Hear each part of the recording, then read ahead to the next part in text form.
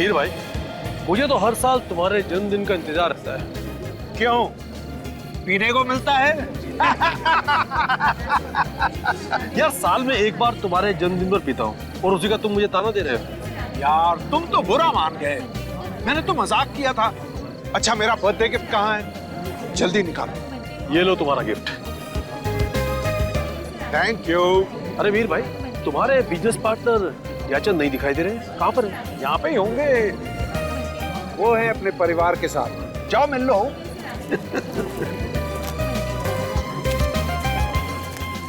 Hello mister Ranjit, कैसे हैं आप? मैं बहुत अच्छा हूँ, आप कैसे हैं? मैं ठीक हूँ। एक्सक्यूज मी, मेरा फोन आया है।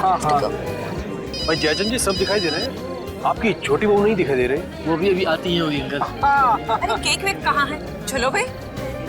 आपने कुछ लिया? हाँ लिया ना ये। अच्छा।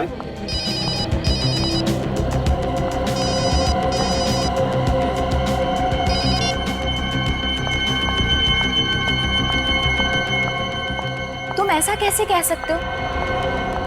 मेरी अभी बॉस से बात कराओ।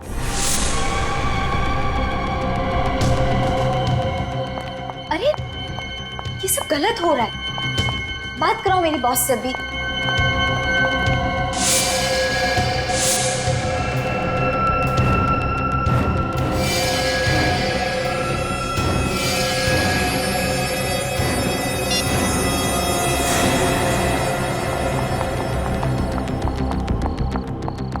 अरे माया, ये क्या हुआ? किसको क्या हुआ अंकल? अरे मैं किसी की बात नहीं कर रहा हूँ, मैं तुम्हारे चेहरे की बात कर रहा हूँ। ये तो बस। अरे कुछ नहीं भाई साहब, माया बाथरूम में गिर गई थी, ऐसे ही जरा हल्की सी चोट आई है। हाँ, अरे भाई घर गृहस्थी में तो सब चलता रहता है, अब छोड़ो ना। आओ केक काटते हैं। कम कम, चलो चलो। मैंने मॉम डैड से बात कर ली है, वील वाली जमीन देने के लिए तैयार है। कब देंगे? जब तुम ऊपर पहुंच जाओगी तब? जी जी, जून तक दे देंगे। जून तक तो तुम्हारी हड्डियां भी नहीं मिलेंगी उन्हें। आइए आइए आइए, सब आइए आइए। आ जाओ। आइए मैडम, चलिए सर। आगे आ जाओ। Happy birthday to you, happy birthday to you, happy birthday to dear me, happy birthday to you, may God bless you, may God bless you. Ranjit.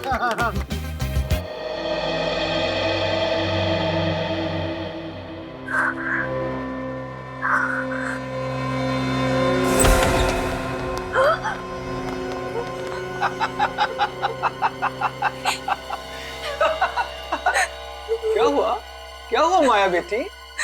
नींद नहीं आ रही क्या? उससे तुम्हारे आंसू नहीं देखे जाते, इसलिए मैं सोचता हूँ कि तुम्हारे इस रोज रोज के रोने धोने के झंझट से हमेशा हमेशा के लिए मुक्ति दे दूंगा। प्लीज मुझे मत लाइए, आपको पैसे ला दूंगी, ला दूं पैसे। अरे मगर जून तक इंतजार कौन करेगा? हाँ, मैं फिर से कोशिश करूंगी, मैं मॉम डैड को बोलूंगी, वो जून से पहले पैसे ला देंगे। नहीं, अब तक तो तू मना नहीं पाई, अब क्या मनाएगी? चल चल आप क्या क्या हाथ जोड़ती हैं? कोई फायदा नहीं अब, झगड़ जाएगी।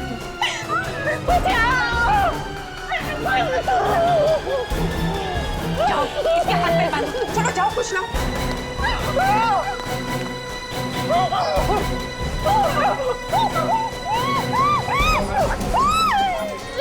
कस के मार। खड़ी रहे चुपचाप। अरे जल्दी कर।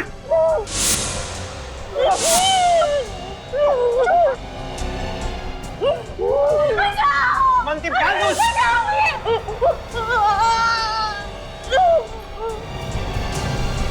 सुना था मनती, इसे यहाँ नहीं मारेंगे।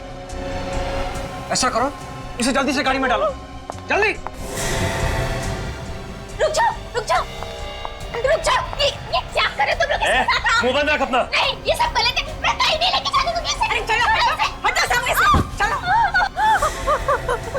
चलो, इसे यही बंद रहने दो, इसे तो हम आके बाद में निपटेंगे। चलो चलो, बचाओ बचाओ, कोई तो बचाओ उसे, कोई तो बचाओ, खोलो दरवाजा, खोलो, कोई तो बचाओ, बचाओ उसे, खोलो।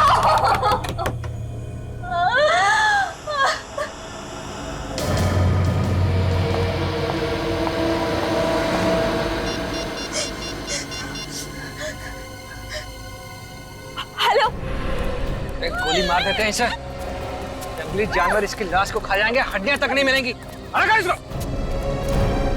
अरे जल्दी मारो ना पापा, अभी कामनी से भी निपटना है। मैंने तुझसे कहा था ना माया कि तेरे इस रोज रोज के रोने धोने के झंझट को मैं हमेशा हमेशा के लिए खत्म कर दूंगा।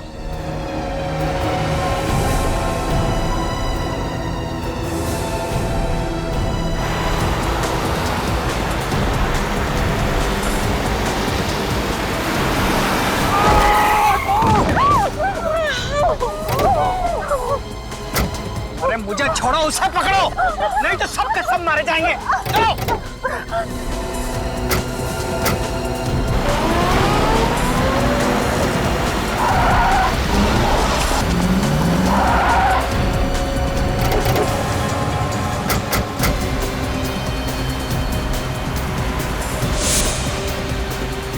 कहाँ जाएगी, बचकर।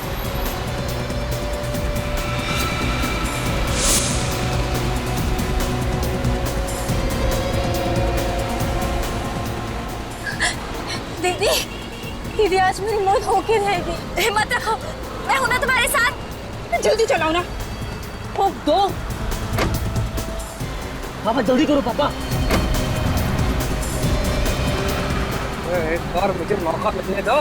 कामिनी को भी मार दिया होता उसी वक्त तो आज ये नौबत ही नहीं आती। रोक दे दोनों को, लगेगा साला दोनों एक्सीडेंट में मारी गए।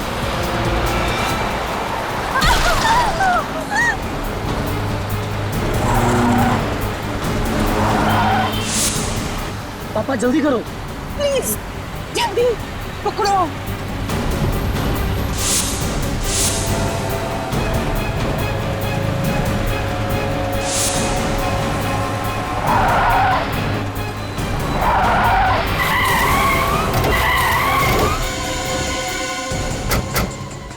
विवेक, पूर्वी, तुम लोग उस गाड़ी पे देखो, बहुत तमाशा हो गया। चलो देख लो बात। चलो चलो चलो, सामने चलो चलो।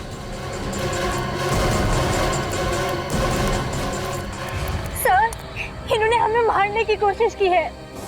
दोनों को ये माया और मैं कामिनी, मैंने आप लोगों को फोन किया था और ये हमारे सास ससुर है, वो माया का पति है और वो मेरा पति।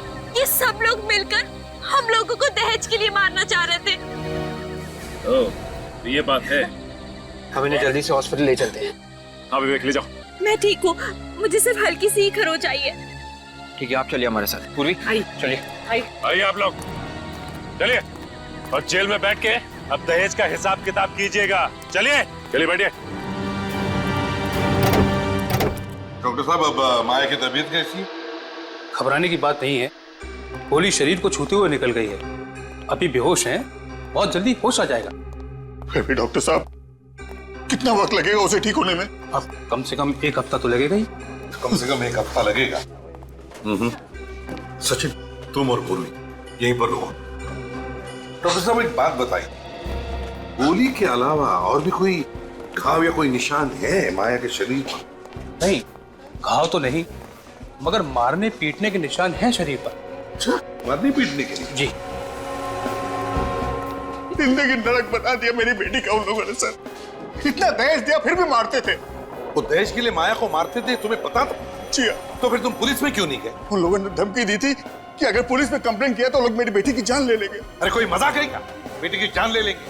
तुम चुप बैठे इसलिए उस पर वो जुर्म ढाते रहे।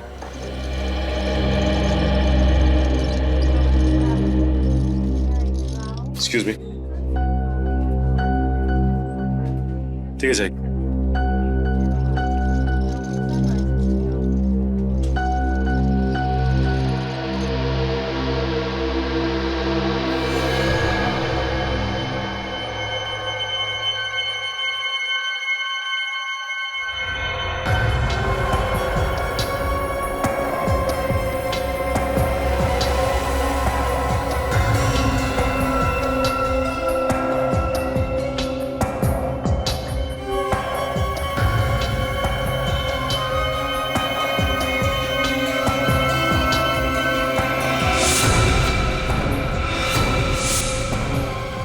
बूट शूज पहने थे?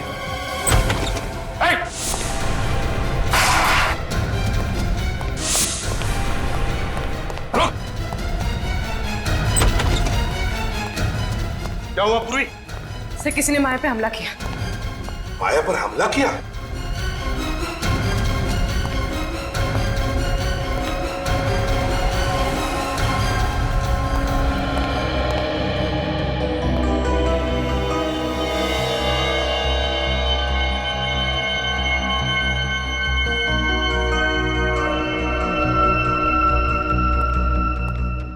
सर निकल गए।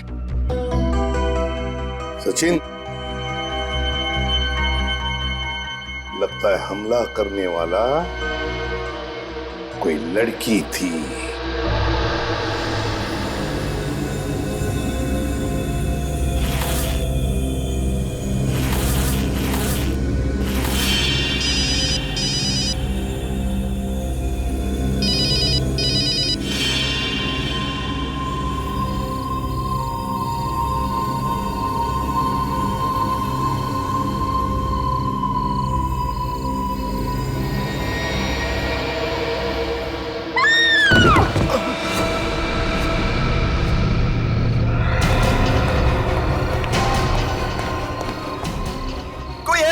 देखो लड़की गिर गई, ऊपर से लड़की गिर गई।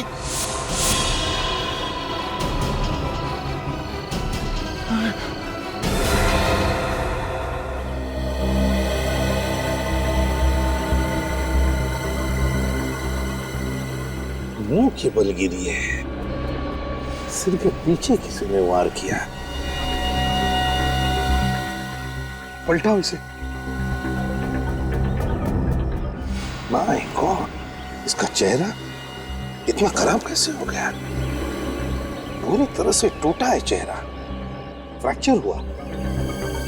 देखो जरा, और भी कोई चोट है क्या? अच्छी तरह से देखो।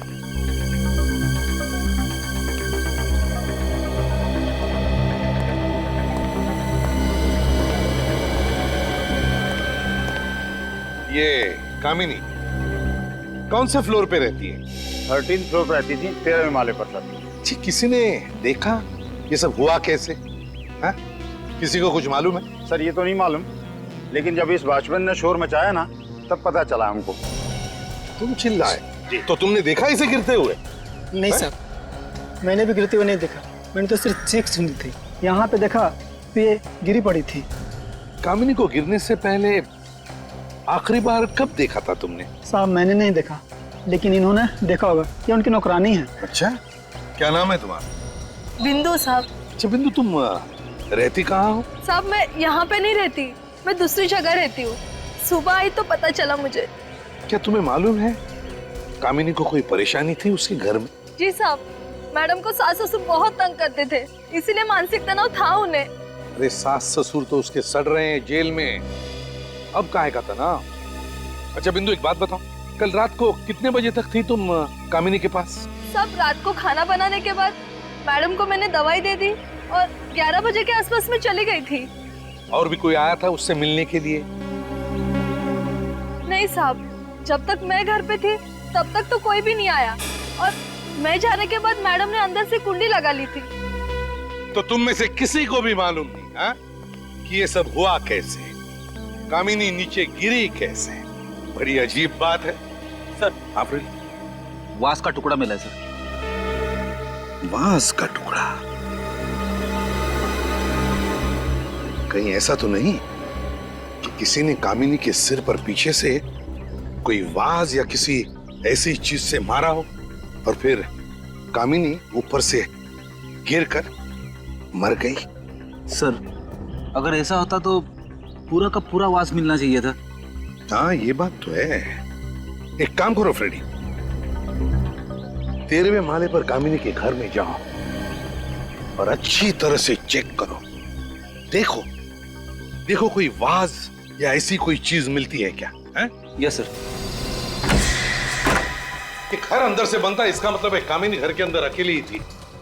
देखो जरा, देखो अच्छी तरह से।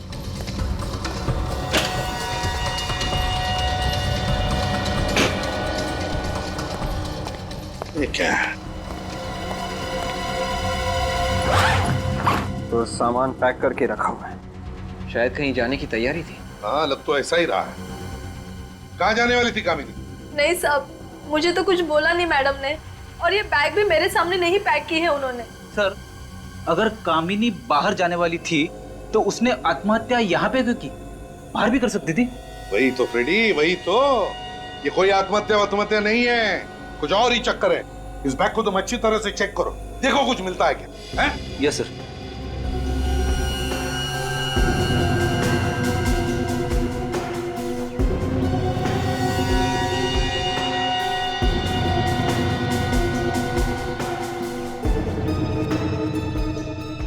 विवेक,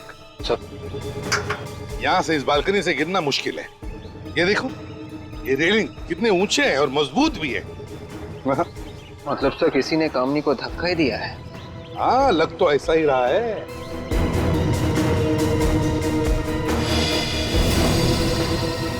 ये क्या है विवेक? जरा हटो।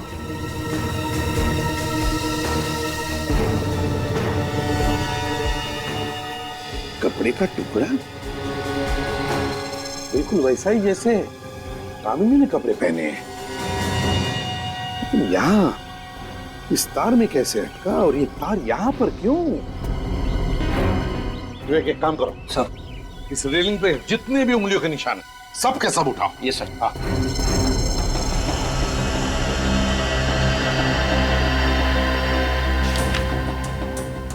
फ्रेडी, फाइल मिली बैग में से। बच्चे का बर्थ सर्टिफिकेट, तारीख है 5 नवंबर 2005 और माँ का नाम सुखी। सुखी? बिंदु, ये सुखी कौन है, जानती हो तुम? नहीं साहब, मुझे नहीं पता। नहीं पता? कामिनी ये बर्थ सर्टिफिकेट लेकर कहाँ जा रही थी? क्या इस बर्थ सर्टिफिकेट का कामिनी के खून के साथ कोई कनेक्शन है? पता लगाना पड़ेगा। ये कामिनी बिल्डिंग के 13th फ्लोर पे रहती है, तो रात के 2 बजे उसका घर के बालकनी में आना और फिर वहां से नीचे गिरना, ये कोई इत्तेफाक नहीं है दया। हाँ सर, वो तो दवाई खा के सो गई थी। सर, हो सकता है किसी ने सोती हुई को उठा के नीचे फेंक दिया हो। अगर घर के अंदर कोई पहले से छुपा हुआ होता तो ऐसा काम हो सकता था, क्योंकि घर का दरवाजा अंदर से बंद था। वैसे भी आत्महत्या तो नहीं लग रही है। सर, बंद घर में हुआ है, पता लगाना बहुत ही मुश्किल है सर। एक रास्ता है निखिल, एक रास्ता है।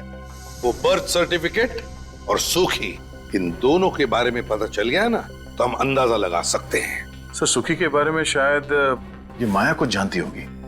तो फिर दया, पूछो इस माया से कि ये सुखी है कौन, और सारे बस स्टेशन, रेलवे स्टेशन और एयरपोर्ट के बुकिंग ऑफिस में जाकर पता लगाओ कि ये कामिनी जा कहां रही थी। जो काम तुमने किया है ना माया, वो हर औरत को करना चाहिए। दहेज लेने वाले सभी आदमी को जेल में होना चाहिए। इस बधाई की हकदार कामिनी दीदी है, उन्होंने मेरी जान बचाई थी। अफसोस की बात है कि कामिनी अब इस दुनिया में नहीं रही। बिल्डिंग से गिरकर उसकी मौत हो गई। क्या? कैसे गिरी वो? देखिए, ये सब तो जांच पूरी होने के बाद ही पता चलेगा। मैं एक बात बताऊं, क्या तुम किसी सुखी नाम की लड़की को जानती हो? जी नहीं। इस ईयररिंग को देखो, बताओ तुम पहचानती हो इस ईयररिंग को? किसकी है ये? ये तो बिंदु की है। बिंदु की? ये उनकी नौकरानी है। ये बिंदु तो कामिनी की नौकरानी है। बिंदु ने ही तुम पर हमला किया है माया, और इस बिंदु ने ही कामिनी को भी मारा है। उठाओ इस बिंदु को। सर, ऐसा लगता है कि कामिनी के सर के पीछे जो चोट लगी थी वो गिरने से नहीं लगी है सर। हाँ दया, उसके सिर पर किसी ने मारा और खून किया है। हाँ सर। सर, ये सफेद पाउडर भी था चोट में। सारुखी ने बताया किस चीज का पाउडर है? सर, सिरामिक के वास से सर पे मारा गया है, उसी का पाउडर है ये। हाँ, वहां पर हमें एक वास का छोटा सा टुकड़ा मिला था।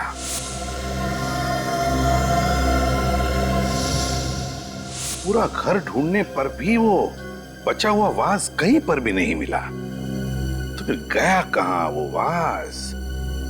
विवेक, पूरा वाज का टुकड़ा दिखा। यस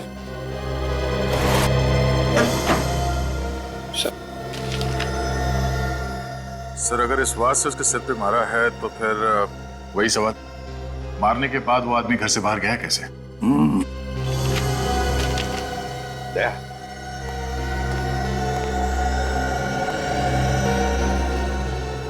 इस फोटो को गौर से देखो।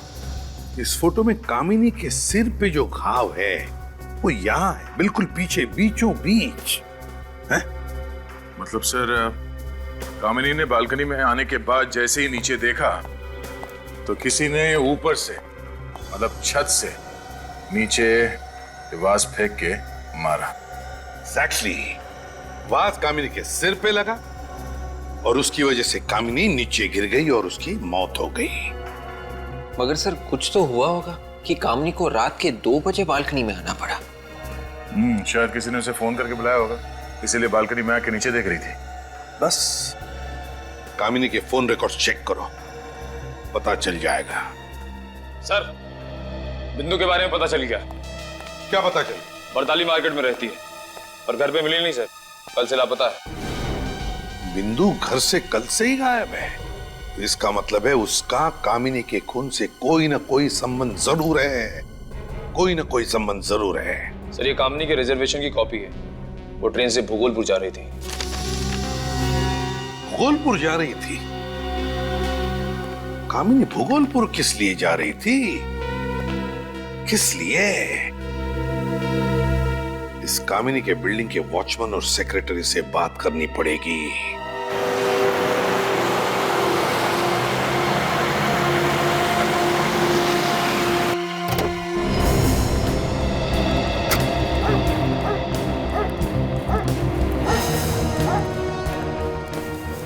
छोटा सा गांव है, हो सकता है कामिनी किसी रिश्तेदार से मिलने आने वाली थी। क्यों? उसका घर नहीं हो सकता यहाँ पे? हाँ सर, ये भी हो सकता है। कोई पहचान ले?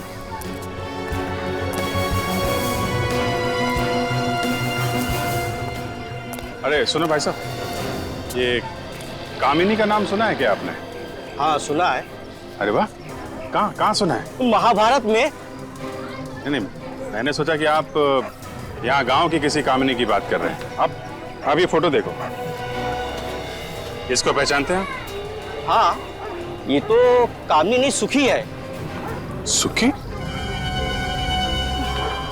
कामिनी सुखी, सुखी कामिनी? इसकी शादी मुंबई में हुई है ना, जयचंद परिवार में? सुखी तो हमारे यहाँ के बड़े जमींदार साहब की बहू है। हम उनसे मिल सकते हैं? उनका घर दिखाएंगे? अब कहाँ मिलेंगे, तो गांव छोड़ के चले गए। क्यों? अरे 2 साल पहले उनकी छोटी बहू ने नाक कटवा दी थी। क्या किया उसने? अरे भाग गई, और क्या। अच्छा, जमींदार साहब के परिवार में कोई है क्या जिनसे हम लोग बात कर सकें? तो कोई नहीं, हवेली तो खाली पड़ी हुई है। हवेली खाली पड़ी है?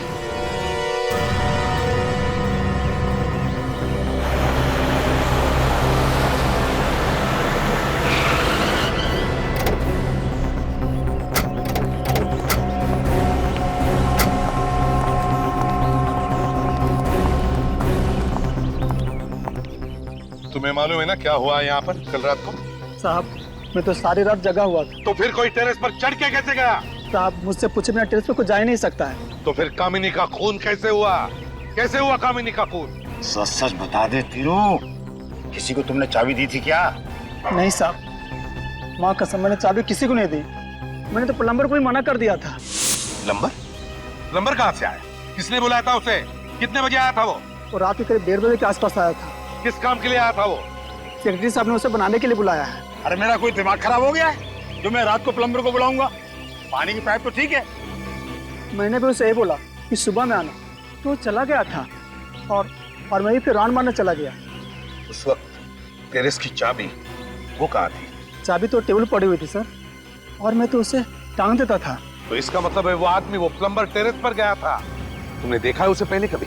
नहीं साहब, मैंने उसे पहले कभी नहीं देखा। याद करके बताओ, दिखता कैसा था वो? हैं? कैसे दिखता था? कोई खास बात उसकी बताओ। हाँ साहब, याद आया। उसके हाथों में कुछ लगा हुआ था। क्या लगा हुआ था? उसके हाथों और नाखूनों में पेंट था और मिट्टी जैसी कुछ अजीब चीज लगा हुआ था। हाथ और नाखूनों में पेंट और मिट्टी, पेंट और मिट्टी, पेंट और मिट्टी, मिट्टी के बर्तन, मिट्टी के बर्तन। सर, हाँ, ये बिंदु भी वहीं पे रहती है जहां पे मिट्टी के बर्तन बनते हैं। ओह, बिंदु वहीं पर रहती है जहां पर मिट्टी के बर्तन बनते हैं।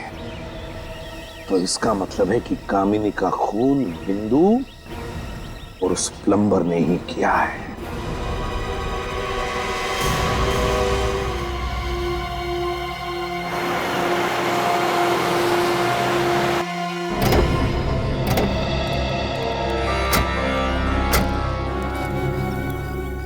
सर, यही वो हवेली है।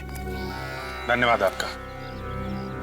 फिर ये सुखी यहाँ पे नाम बदल के क्यों रह रही थी? हो सकता है जयचंद के परिवार में उसने दूसरी शादी की, इसलिए उसने अपना नाम कामिनी रख लिया।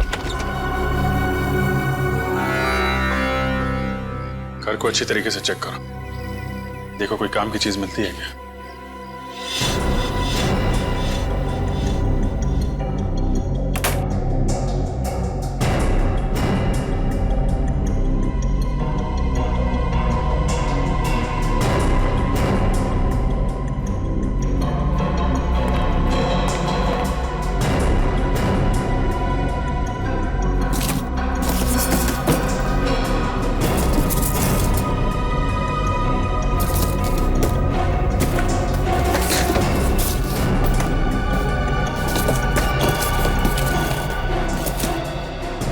सर रद्दी रद्दी पड़े हैं सब।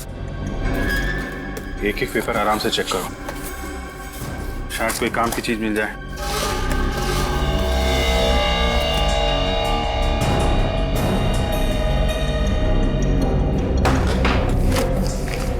तो ये देखिए, इन फोटोज में ये बिंदु भी है दुल्हन के जोड़े में। कामिनी की मेट शादी के जोड़ों में? ये क्या मामला है? सर कहीं ऐसा तो नहीं कि ये राजघराने की बहू है उसकी? हो सकता है, मगर यहाँ बिंदु कामिनी के अलावा ये तीसरी औरत भी है। कहीं यही छोटी बहू तो नहीं जो भाग गई थी?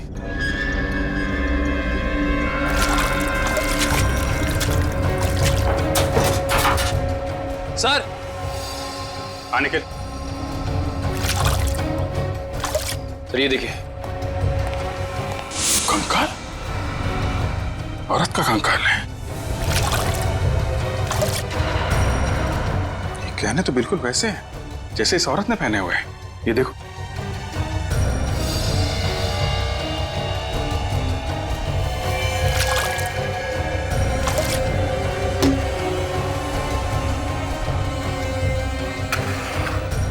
लगता है ये तीसरी बहू का कंकाल है। सर मतलब ये भागी नहीं थी, जमींदार परिवार ने इसे मारा है।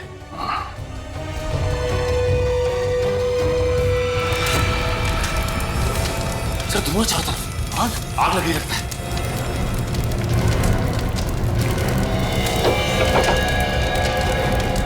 वो कंकाल बाहर निकालो जल्दी। अरे दरवाजा कैसे बंद कर दिया?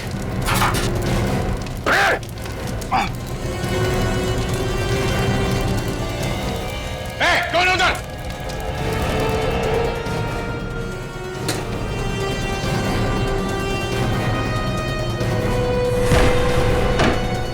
इधर भागा जल्दी।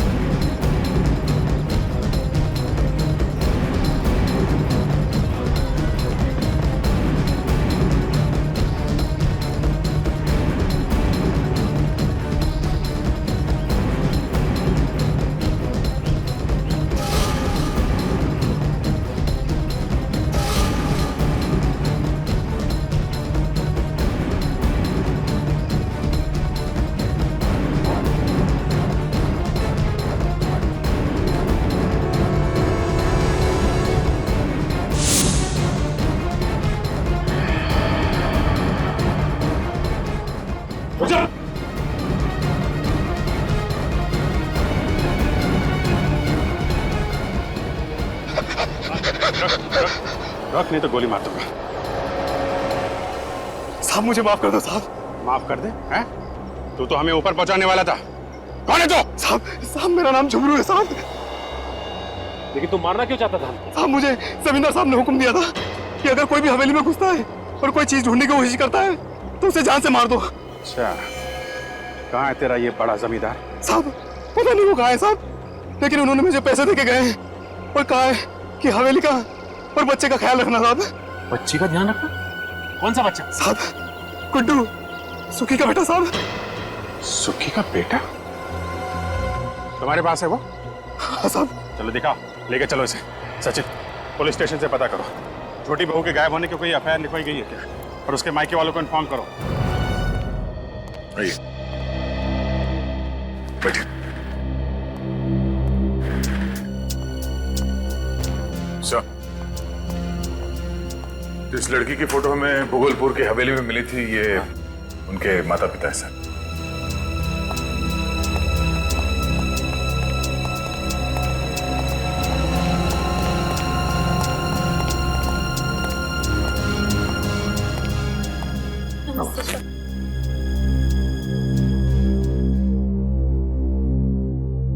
देखिए इन गहनों को, बताइए क्या ये गहने आपकी बेटी के हैं?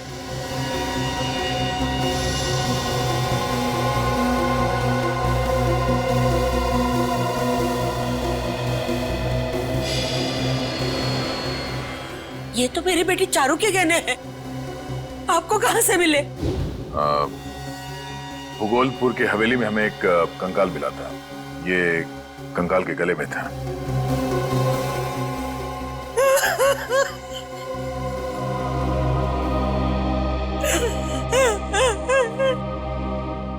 मुझे मालूम था मेरी बेटी भाग नहीं सकती। ये उन पेड़ियों का काम है, उन्होंने उसे मार डाला, उसका खून किया। किन लोगों की बात कर रही हैं आप? चारू के सास ससुर, उन्होंने ही हमारी बेटी को मारा और फिर घर छोड़कर भाग गए।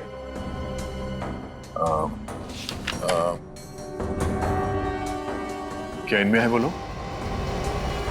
हाँ हाँ साहब, यही है वो दहेज के लोभी जिन्होंने मेरी बेटी को मारा। पहले तो चारू की शादी अपने बेटे से करा ली और फिर दहेज की मांग करने लगे। तो क्या आपने दहेज दिया इन लोगों को? हाँ साहब, हमारे पास कोई रास्ता नहीं था। मुझसे बेटी का दुख देखा नहीं गया, इसीलिए हमने 2.5 करोड़ की संपत्ति इनके नाम कर दी और उन लोगों ने मेरी बेटी को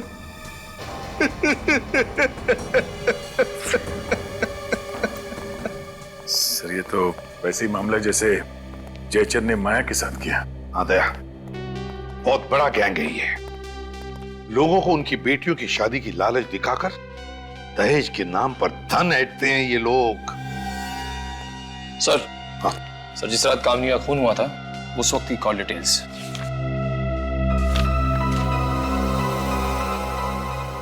ये देखो दया, रात के 1:30 बजे कामिनी को किसी शौनक नाम के आदमी का फोन आया था। हाँ सर, और ये शौनक वहीं रहता है जहां बिंदु रहती है, बरताली मार्केट। ओह, हाँ, क्या मिल गया? एक्सीलेंट। अब पता चलेगा इन दहेज के लोभी भेड़ियों को।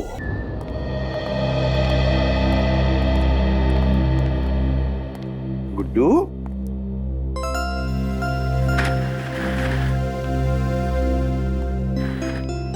गुड्डू बेटा, डरो नहीं बेटा, तुम्हें यहां पर कोई कुछ नहीं करेगा।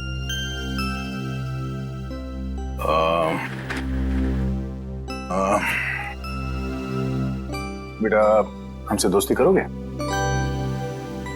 बोलो बेटा, दोस्ती करोगे हमसे? बहुत अच्छी अच्छी जगह घुमाने ले जाएंगे तुम्हें और बहुत सारे चॉकलेट्स भी खिलाएंगे। सच?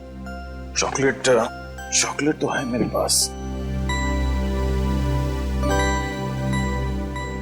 गुड्डू, हम तुम्हें कुछ सवाल पूछेंगे, जवाब दोगे? तो बताओ गुड्डू, तुम्हारे डैडी का नाम क्या है? अंकल, मैंने कभी डैडी को देखा ही नहीं। डैडी को देखा नहीं तुमने कभी? तो अपने मम्मी से पूछा कि नहीं कि कहाँ है मेरे डैडी? पूछा था, मम्मी कह रही थी कि बहुत दूर चले गए, कभी वापस नहीं आएंगे। बेटा तुम झुमरू के साथ क्यों रहते हो? अपनी मम्मी के साथ क्यों नहीं रहते? मम्मी ने छोड़ रखा था झुमरू अंकल के पास, वही मेरी देखभाल करते थे। मम्मी तो कभी कभी आती थी मिलने। मम्मी आती थी कभी कभी मिलने? क्या वो अकेली आती थी या उनके साथ कोई और भी आता था? हर बार मम्मी के साथ अलग अलग अंकल आते थे। बहुत बुरे अंकल थे वो, मुझसे दूर रखते थे मम्मी को। चलो कोई बात नहीं। तुम्हें आइसक्रीम पसंद है? आइसक्रीम खाओगे? निखिल, गुड्डू को आइसक्रीम खिलाओ। खिला कर लेके आ। जा। आजा गुड्डू बेटा, मैं और चची आइसक्रीम खा के आते हैं। Okay uncle. हाँ बेटा। फिर मुझे मम्मी के पास ले चलोगे?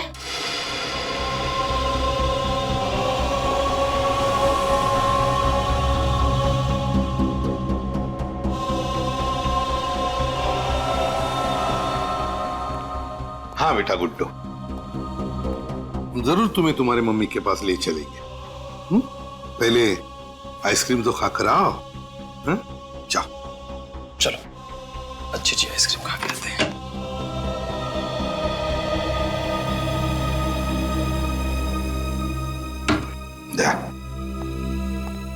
इस गुड्डू की माँ कामिनी जरूर उस गैंग में शामिल थी।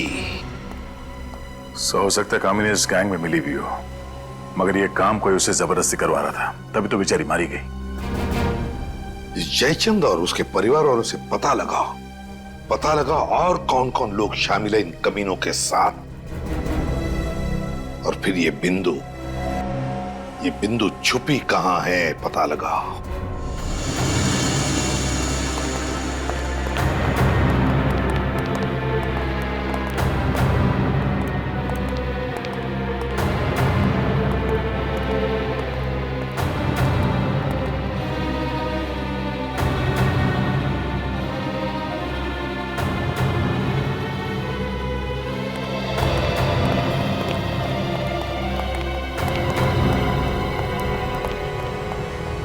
क्या हुआ है?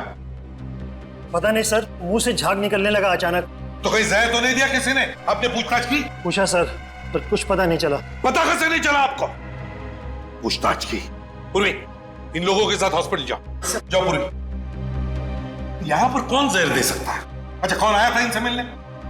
नहीं सर। लगता है किसी ने खाने में ही जहर मिलाया सर।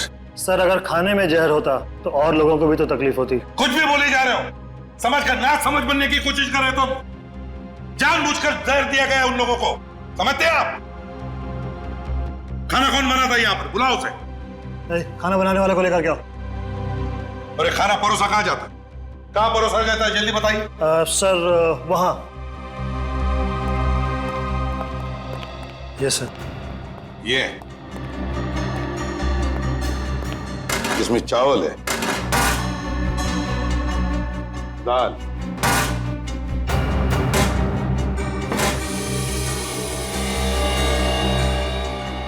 इसमें भी दाल। कैदियों को क्या दो पतीले दाल लगती है? नहीं सर, एक बड़े पतीले में तो काम हो जाता है इनका। तो फिर ये दूसरा छोटा पतीला किस लिए है? पता नहीं।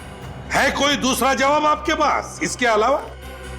सर, खाना इन्हीं दोनों ने बनाया था। यह है भीखू और यह है गरुण। देखो भीखू और गरुण, इस दाल में जहर है। किसने मिलाया जहर? मालूम नहीं साहब। मालूम नहीं? जहर किसने मिलाया है? बताओ जल्दी। मालूम नहीं साहब। ये छोटा पतीला बिल्कुल नया है और इसमें से थोड़ी सी दाल निकाली गई है। क्यों? सचिन, इस भिखू को ये दाल पिलाओ, पिलाओ दाल से। नहीं नहीं साहब, साहब माफ कर दो साहब मुझे। साहब मैंने नहीं किया साहब, मेरे से करवाया गया था साहब। करवाया? किसने करवाया? कौन है वो? साहब एक आदमी और एक औरत है साहब। कहाँ मिलेंगे वो हमें? साहब आज रात को चेतारा नाका पे आने वाले हैं साहब, पैसा देने के लिए। आज रात को छतेरा नाका पैसा देने के लिए?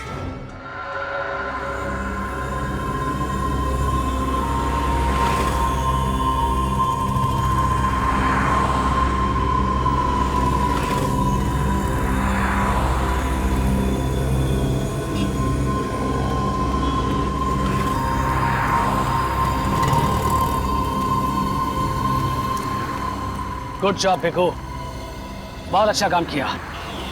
सांप भी मर गया और लाठी भी नहीं टूटी। अरे अरे, पैसे तो मैं घर ही भूल गई। कोई बात नहीं, पैसे के अलावा और बहुत कुछ लेकर आए हैं हम तुम्हारे लिए। सॉरी भिखू, कहा सुना सब माफ कर देना। बहुत अच्छा काम किया तुमने। ऊपर मिलेंगे ना तो पाई पाई का हिसाब करेंगे। ऊपर का हिसाब तो ऊपर होगा, पहले यहाँ का हिसाब तो कर लें।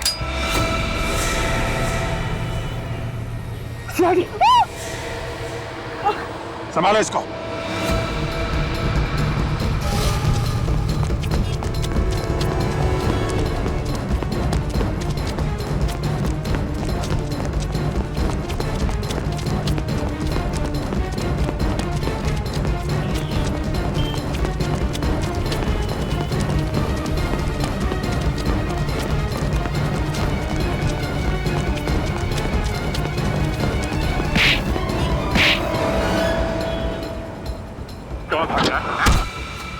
पैरों पे जाना चाहता है ना तो बता, कामिनी को क्यों मारा? मुझसे किसी ने कहा था।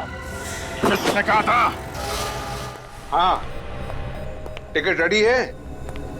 हाँ मैं आ रहा हूँ एयरपोर्ट, आधे घंटे में पहुंच जाऊंगा। तुम एक काम करो, तुम गेट पे ही मेरा इंतजार करो, मैं वहां पे ही तुम्हें मिलूंगा। टीनू। Yes sir. सारा सामान पैक है? जी सर। जल्दी से गाड़ी में रख दो। ठीक है और सर। मेरे लिए कोई पूछने आए तो कह देना तुम्हें पता नहीं कहाँ है। ठीक है सर। कुछ ऐसे लोग भी हैं जिन्हें कुछ बताने की जरूरत नहीं पड़ती। कौन है बे? सॉरी मिस्टर मीर, बिना बताए आना पड़ा। कोई बात नहीं, अब आ ही गए हो तो आगे मत आना, मैं गोली मार दूंगा। मैं मजाक नहीं कर रहा हूं, गोली मार दूंगा। सर रुक जाओ सर, वरना ये गोली मार देगा। गोली मारेगा तो मारने दो। शायद इसे मालूम नहीं है कि सीआईडी ऑफिसर जब बाहर निकलता है तो बुलेट प्रूफ जैकेट पहन के निकलता है, और अगर ये एक गोली मारेगा तो 2 गोली खाएगा भी। बोलो मिस्टर मीर, मरना है?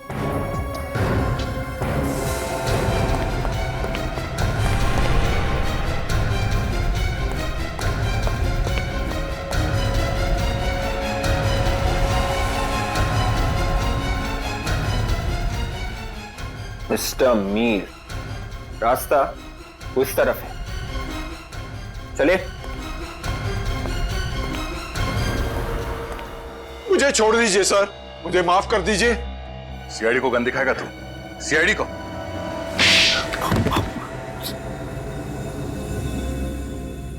गलती हो गई सर। गलती से लड़कियों का खून कर दिया? 8 लड़कियां गलती से? पहले शादी फिर खून? कैसे? बताते कैसे थे लोगों को तुम? सर हम जिस शहर में जाते थे हम दिखाते थे कि हम बहुत अमीर हैं, बहुत शान और शौकत है हमारे पास, और लोगों को लगता था कि कोई बड़ा खानदान आया है। जी, अमीर लोगों के साथ जान पहचान बढ़ाकर हम अपने बेटे की शादी का प्रस्ताव रखते थे, और ऊंचा खानदान देखकर लोग अपनी बेटियों की शादी करने के लिए राजी हो जाते थे। हाँ, और फिर शुरू हो जाता था तुम्हारा दहेज लेने का चक्कर। लड़की को तब तक तंग करते थे जब तक वो अपने माँ बाप की सारी जायदाद तुम्हारे कदमों पे लाके नहीं डाल देती थी। जी, जैसे ही जायदाद मिली, लड़की का खून, है ना? जी, और फिर हम दूसरे शहर में चले जाते थे किसी और की तलाश में। इन सारे कामों में कामिनी भी तुम्हारे साथ मिली हुई थी ना? जी। तो फिर उसे क्यों मारा? लड़कियों को मारना नहीं चाहती थी, उसने जयचंद और बाकी लोगों को फंसा दिया था। विवेक, इन्हें अंदर भेजने का इंतजाम करो, केस चलेगा। फांसी का ऑर्डर आने तक ये वहीं रहेंगे। कामिनी ने वाकई बहुत बहादुरी और वीरता का काम किया है। हाँ दया, बिल्कुल। अफसोस सिर्फ इस बात का है कि बेचारी को अपनी जान गंवानी पड़ी। उसे मालूम था सर, इन लोगों के खिलाफ जाना मतलब मौत को दावत देना है, फिर भी उसने ये लड़ाई लड़ी। सर कामनी तो इस दुनिया में रही नहीं, मगर उसके बेटे गुड्डू का क्या होगा? बेचारा तो अनाथ हो गया। कामिनी का भाई उसकी देखभाल करने वाला है। और सर ये माया किसी एनजीओ से जुड़ गई है जो इस तरह की शादीशुदा लड़कियों के लिए काम करती है। बहुत अच्छा काम कर रही है वो। और वैसे भी दया, कामिनी की मौत भी बेकार नहीं जाएगी। उसकी इस मौत की वजह से समाज की सोच में कोई ना कोई परिवर्तन तो जरूर आएगा। दहेज मांगना और दहेज लेना पाप ही नहीं, गुनाह भी है। इसलिए इस बुराई से दूर रहिए। बंद कीजिए दहेज मांगना और दहेज लेना।